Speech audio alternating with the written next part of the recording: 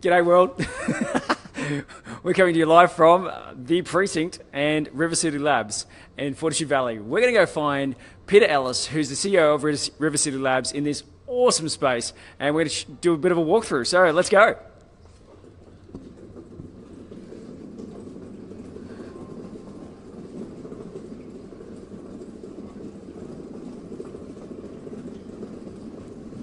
Has anyone seen Peta? Where's Peter?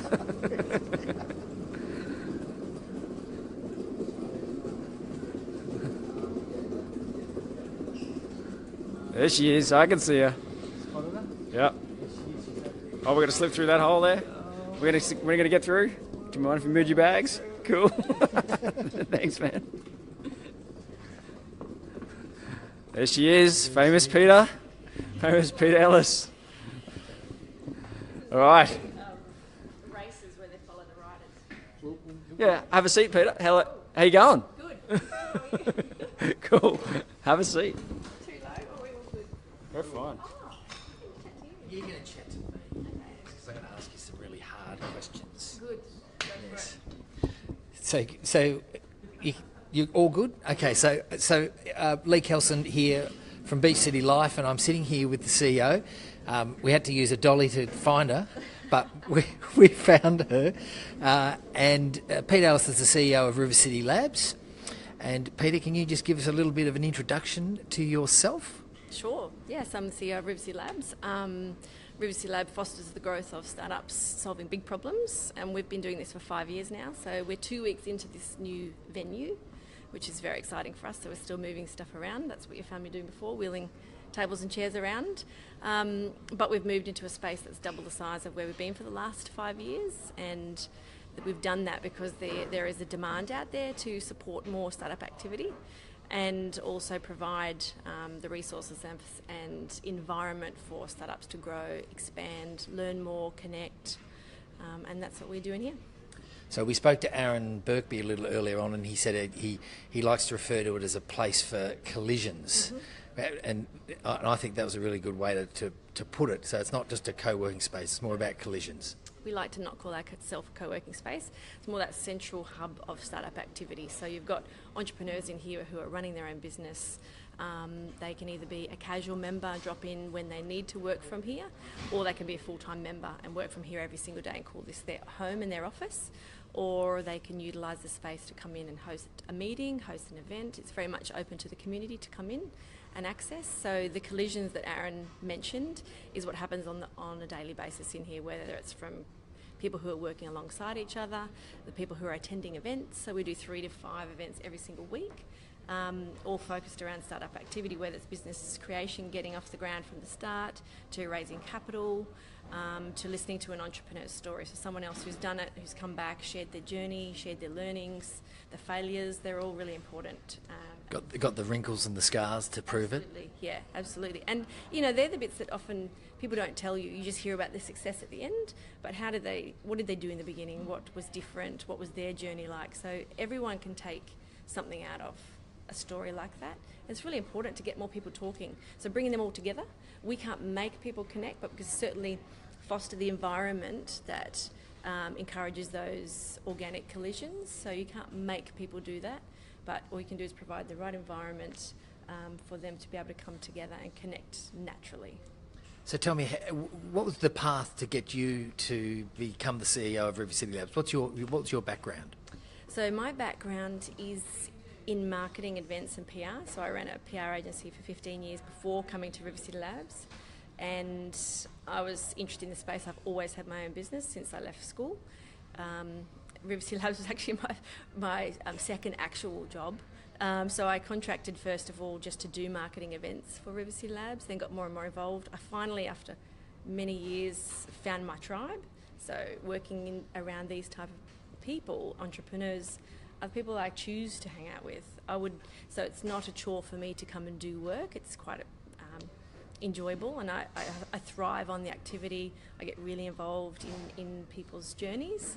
And I think so it's way more than a job for me. It's more about connecting to everybody as an individual. I do a lot of mentoring, and that's probably my favourite part. Getting involved in the startup's journey, understanding who they need to be connected to, reaching out, making those things happen for them and with them. Not all the startups who come in survive, and that's part of the learning experience as well, but also being them and sharing your own story is comforting for them to know that not everybody makes it. It's really tough, but there's also heaps of people around that have done the same thing. So I've been pretty vocal about a couple of my frustrations. One of them is the lack of talking about failures, and that everybody seems to think that it's a unicorn and everybody's going to be, driving Ferraris and it's an easy road, and it's not an easy road. But I think it's important to hear that you do fail more often than not. One of my great mentors once said that it's a bit like being a boxer, that you're probably going to get hit 30 times more than you land, but when you land one, make sure you land it well. What's your thoughts on that? Oh, it's something that we promote all the time, that it's okay to fail, but you can say that 1,000 times over. It still doesn't make it nice. It's not easy. It's not nice admitting it. But also, I think when you think about failure, it's not always a spectacular failure. Sometimes failure can mean that you've been working at something for a while and you just haven't got enough traction. So it means it's not globally scalable, and that you're not going to be a complete standout. You could have good business, you could have customers and they could be paying for it. So that's great, but is it going to be something that's standout? Probably not. So that's also a failure on a broad scale of failing. So it's not always disastrous. Sometimes it just doesn't work out, or it's not how you meant it to be, so you need to ditch it and move on to something that is. So look, we encourage it, but we're here to support those who are going through various levels of failure. Yeah, and I think I personally think it's character building. As long as you can pick yourself up, dust yourself off, and go again, and you've got good people around you to continue to help support you. You just got to keep going. We failed before. We tried to do a live cross to our correspondent in Boulder. We had 3 shots and we failed 3 times out of 3. Yeah. The other frustration I have is that it's certainly, having lived and spent time overseas and in the US, is I see a lot of the mentors and the people that had a lot of success earlier in their careers go back into the community, and they're very actively involved in the community. And I know you do a lot of mentoring, and I do a lot of mentoring myself, and there's a number of others that do, but I just don't see enough of them, and I think we need to get more of them out of the woodwork. What's your thoughts on that? I think the problem is there's not a lot of people who understand that they've got something to offer.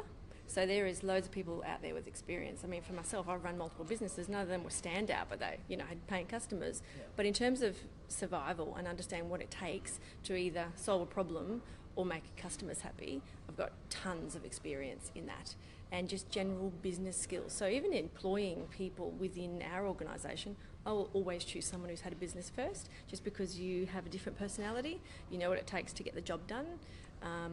It's just about they're easier to commit to things. They're more responsible. I think it's a character building skill, regardless whether it worked or not, or what the business even was. I think it's about building resilience in the individual. So not everyone's cut out to be an entrepreneur. You've got to remember that. So team members are very important, and you need quite a few different types of personalities to form a really good team. And half the time when you're starting out with ideas, you're just trying to work out what you can bring to a team, what value you can add. So again, it comes back to resilience and understanding yourself. So part of what I guess Beach City is about is the balance of lifestyle with entrepreneurship, and my personal opinion is, if you're going to be an entrepreneur, you've got to live a fairly healthy life, and you've got to be on your game 100% of the time. Mm-hmm. What sort of things do you do to keep yourself active and fit, and when you have time off, if you get any time off? Speaking to a mother of 3 children, yeah.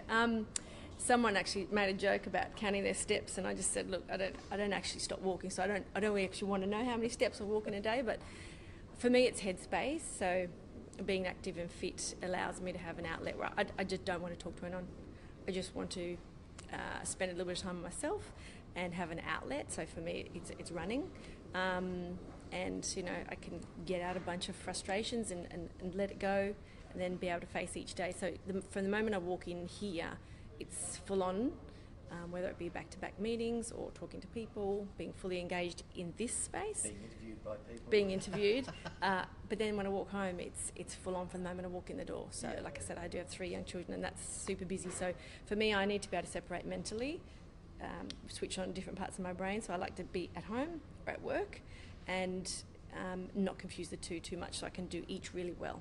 Yeah. So, when you try to do everything together, that things fall through the gaps, and I'd rather not have family things fall through the gaps, and I'd rather not have work things fall through the gaps. So, I need to maintain that mental division for me to cope.